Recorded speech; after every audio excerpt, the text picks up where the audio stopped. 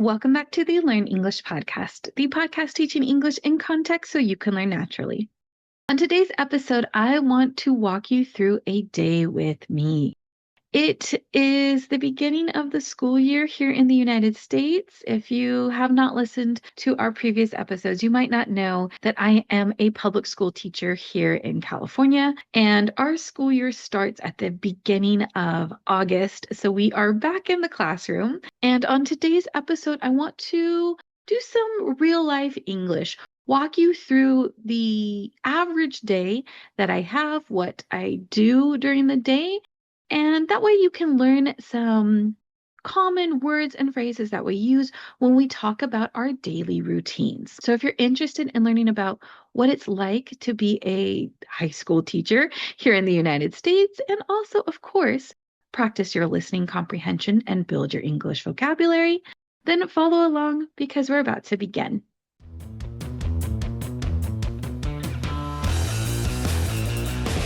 Before we get started, I want to remind you to look at the description of this podcast episode. There you will find a list of the words and phrases that I used in the episode so you can take them, study them, and build your English vocabulary. Now let's talk about my daily routine. I'm actually going to start with the night before the day we're going to talk about. So my daily routine actually starts the night before I go to bed. I have to pack my lunch for the next day. This is the lunch that I take to work with me. And I also have to make my breakfast. So my breakfast is actually not that much food. I don't usually eat food in the morning, but I do drink a protein shake. So I mix some protein powder and water and some chocolate milk, which is milk with chocolate flavoring in it. I mix that all together and I put it in my refrigerator, and I put that with my lunch. And the next day, when I wake up, that is what I need to grab and take with me. Now let's talk about my daily routine. This is going to be for the weekdays, the days that I actually have to go to work, which is Monday through Friday. On the weekends, I don't really follow this routine, but every working day when I have to get up and drive to the high school that I teach at, this is what I do. So my alarm goes off at about 7:10 in the morning, 10 minutes after 7 o'clock. That gives me enough time to get ready and to leave for work. And I am also one of the types of people who does not like to get up early. I have a couple of coworkers who work at the same high school that I do, who get to work around the same time that I do, but they get up much earlier, maybe even an hour before I do, because they like being up early in the morning and they like going to bed early at night. This is called a morning person, someone who likes being up early in the morning. I am not a morning person. I am a night owl. A night owl is someone who likes to stay up really late at night and sleep in during the day. And I will say that on the weekends, this is usually more of my routine. And during summer breaks, when we don't teach, this is definitely my routine. I am someone who can stay up very late into the early hours of the morning, and I would much rather sleep in. So getting up at 7 a.m., maybe it's normal for you. Maybe you like that. I do not. If I do not have to go to work, I would never, ever wake up at 7 a.m. on my own because it is just too early for me. So tell me, are you a night owl like me, or are you a morning person, someone who likes to get up early? When my alarm goes off in the morning, it is a struggle to get up, but I force myself to because I have to go to work. I have to get paid. So I turn off my alarm and then I get dressed. Get dressed means that you are changing your clothes. You are dressing yourself for the day. So I get dressed. Then I go and I brush my teeth. I brush my teeth for a few minutes, and after that, I go downstairs because my house is 2 stories. So there are stairs in the middle of my house. My bedroom is on the second floor, and in the mornings, I have to go downstairs because that's where my kitchen is. That's where the door to go outside is. So I have to go downstairs. I also have a dog. She's this cute little Pomeranian. I have a backyard. So in the mornings when we go downstairs, I open up the door so she can go into the backyard and she can go and do her business. Do her business is a very polite way of saying that she needs to go use the restroom. This is usually what we say when we're talking about dogs because they're not actually using a restroom, right? They're not using a toilet like a human would. They are going outside. So you might hear people say that they're taking their dog outside or they're taking their dog outside to do their business, or their dog is going to go do their business. It's just a polite way of saying that your dog needs to go outside so it can relieve itself. While my dog is outside doing her business, I go to the second restroom in my house, the restroom that I have downstairs, and I brush my hair and I put on some makeup and I put on some sunscreen. When people are putting makeup on their face, you might hear them say that they're putting their face on. So I can say I go to my restroom downstairs and I put my face on. That just means that I'm putting some makeup on. It does not mean that I am taking someone's face. Every time I hear that, I always think of that episode of The Office where Dwight, if you've seen the show, Dwight cuts the face off of a dummy and puts it on his face. That's not what we're talking about here. We're talking about putting on some makeup. So I put some makeup on very quickly. I put some sunscreen on to protect my skin from the sun because I live in Southern California and almost every single day is sunny here. So I put some sunscreen on, and that process usually takes me about 5 minutes. Brushing my hair, putting my face on, putting some sunscreen on. It takes about 5 minutes. When I walk out of the restroom, I have my cats sitting and waiting for me. I have two cats, and they are siblings. They are litter mates. When an animal, like a cat or a dog, gives birth to kittens or puppies, that is called a litter. So my cats are litter mates because they were from the same litter. They are brother and sister. I have both of them. I've had them since they were babies. Literally, they were a day old. I had to feed them with bottles, and they were very, very, very tiny when I first got them. So I've had them for over 10 years now. And every morning when I come out of the restroom after I get done getting ready, they are sitting waiting for me because they are waiting for their breakfast. I give them some of their food. I let my dog back inside after she is done using the yard, and then I get my stuff ready to go to work. So I go to my refrigerator, and in my refrigerator, I have the lunch that I'm going to take to work that day. And I also have my breakfast. And so I drink my protein shake very, very quickly. And after that, I am almost ready to leave my house. There are a few more things I have to get. I get my purse, which has my wallet and my driver's license. And then I also grab my backpack, which is what I actually take into school every day. And I also have to grab some things for my dog because my dog goes part of the way to work with me. She doesn't actually go to work, but she goes to daycare. She goes to a woman's house who watches dogs during the day while their owners go to work. So I grab my dog's things. I grab her food, her bowl, her leash, the things that she'll need when she is at daycare. And I take that, I take my purse, my backpack, and my dog, and we go into my garage where my car is. We go into my garage. I put all of my stuff in my car, including my dog, and we drive to her doggy daycare. Once we get to her daycare, I leave her and I leave her things with the woman who watches her. And then I continue on my commute to work. A commute means you're traveling for something, usually for work. So when someone says that they have their morning commute, that means the distance and the time it takes for them to get from their house to their work. In my case, my morning commute actually isn't that bad. It usually takes me about 25 minutes from when I leave my house to when I get to work. My work is 11 miles from my house, which I know in the United States we're one of the few places that uses miles. That's about 17.7 kilometers. I do have to take the freeway for part of my commute. A freeway is not just a regular street, it is a place where you drive faster and there are no stop signs or stop lights. It's for high speed travel.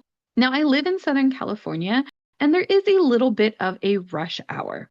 A rush hour is when people are traveling at the same time. This is usually in the morning when everyone is going to work, and then later in the afternoon when everyone is off work and going back home.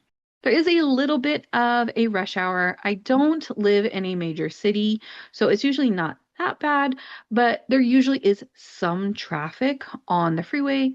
So normally it is for high speed travel, but a lot of times I'm actually not going that fast because there are a lot of other cars, there are a lot of other people who are commuting to work. I usually pull into my school around 8:10 in the morning. So you'll hear that phrasal verb pull in. That usually means when someone is arriving at a destination. So in my case, I can say that I pull in to work. I pull into my staff parking lot at 8:10. I park my car and then I walk into my school's main administration building and I scan my badge to kind of check in and say that I'm there in the morning. And then I walk to my classroom. My school has multiple buildings. I am in the science building because I teach science at my high school. It takes a few minutes to walk there. The school is relatively large. I don't know how it compares to schools in other countries because I've never seen a high school in another country. I will say my high school has about 1,800 students, which is 1,800 students, about that many. That is actually relatively small for my area. The other two high schools that are in the same city that I teach at are larger.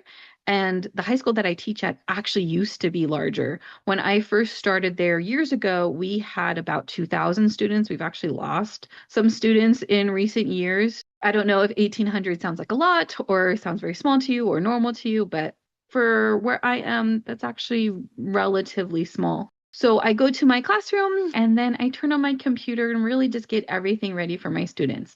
At my school, we have 6 class periods during the day. The first class period starts at 8:30 in the morning, and each class period is about 55 minutes. Our second class period of the day is a little bit longer because they do morning announcements.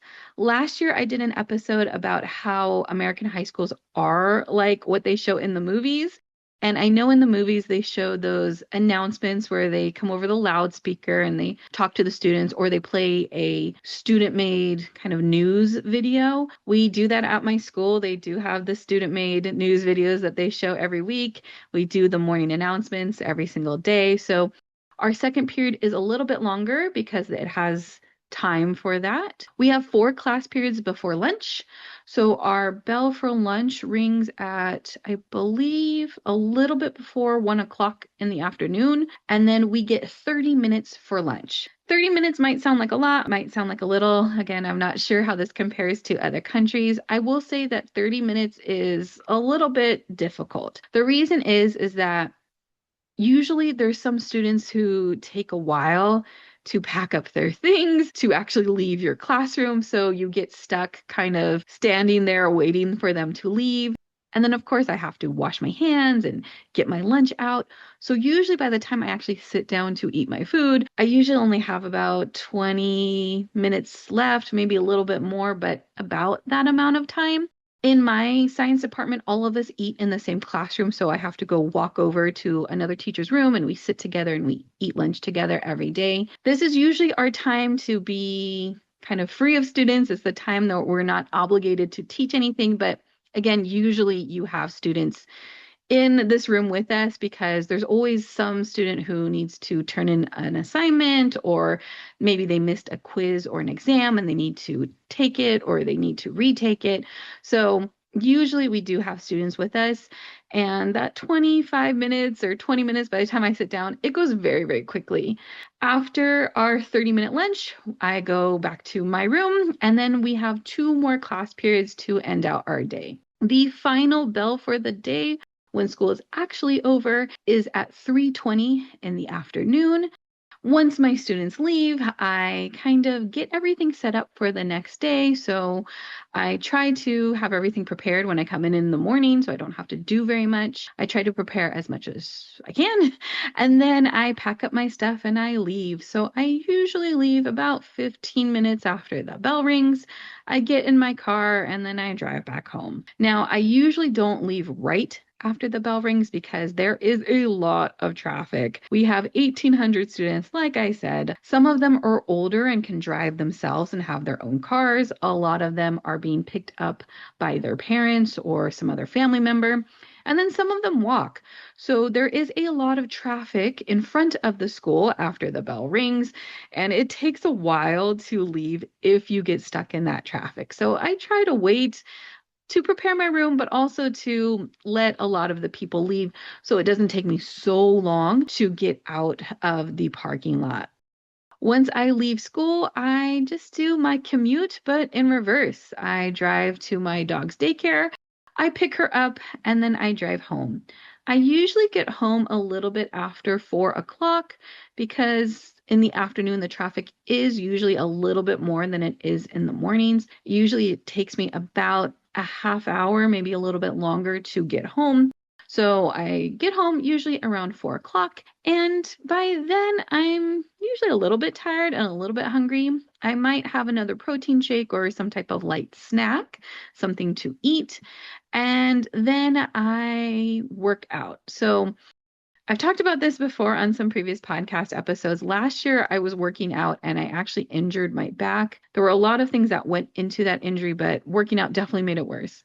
Prior to that injury, I was working out, exercising, lifting weights about 5 days a week, 5 to 6 days a week. But I also have a stationary bike. A stationary bike is a bike that is stationary, which means it doesn't move. You usually see these in gyms. I have one, I own one in my house. It's a good way for me to exercise to make sure that I don't injure my back or re injure my back. Usually after this, I also walk my dog. Like I said, my dog is really little. She's really cute. But because she's very little, she doesn't like to walk very far. If you've ever had a Pomeranian, you know they have a very unique personality. They are very strong-willed, which means they want to do what they want to do, and sometimes they don't want to listen to you. One thing about my dog is that she really loves to go for a walk at the beginning, but after about 5 minutes, she's done. She will just lie down on the ground and refuse to move. And then I have to pick her up and carry her back home, or I have to really, really coax her into moving.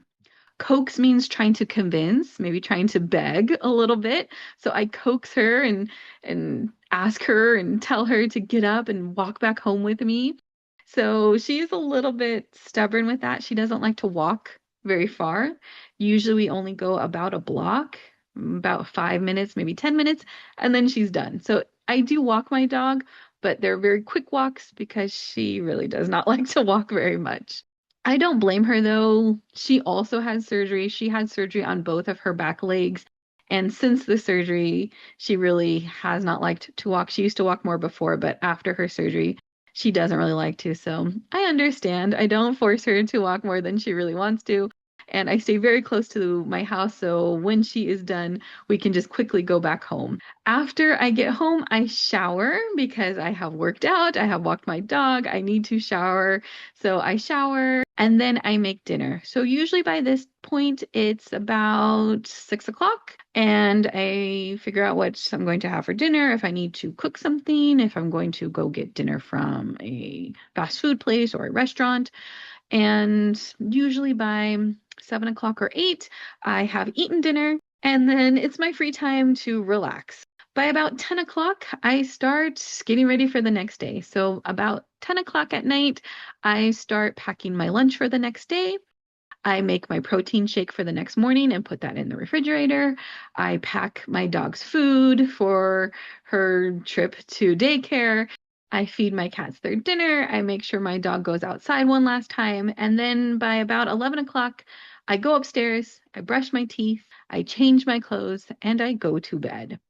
That is my daily routine, Monday through Friday, 184 days of the year, because that is how many school days we have here, at least in Southern California. I hope you enjoyed the episode. I hope you learned how we talk about these things in English, or at least in American English, because that's the type of English that I speak. If you are unsure about any of these words or phrases, please look at the description of this podcast episode. You will find the vocabulary list of the words that I used in this podcast episode so you can take them, study them, and start using them in conversation yourself. And leave a comment. Tell me about your morning routine, what is something that you do every day? What is your commute time? How do you get to work? Do you drive like I do? Do you use some other type of transportation? Leave a comment. Try to use some of these terms in English. If you enjoyed this type of episode, if you want more episodes like this in the future where we talk about everyday English, we walk through a certain subject, please let me know. Tell me if you would like more episodes like this, because there are a lot of things that we could cover in the future if you are interested in learning more about them. If the podcast is helping you learn English, if you're enjoying it overall, please consider leaving us a rating on whatever app you use to listen to this podcast on. You can tell a friend, tell a family member, tell someone who is learning English so we can continue to grow our audience. You can follow us on social media at Learn English Pod. The website is learnenglishpod.com. And remember to like and subscribe so you don't miss our next episode when it comes out next week. Until then, keep learning English.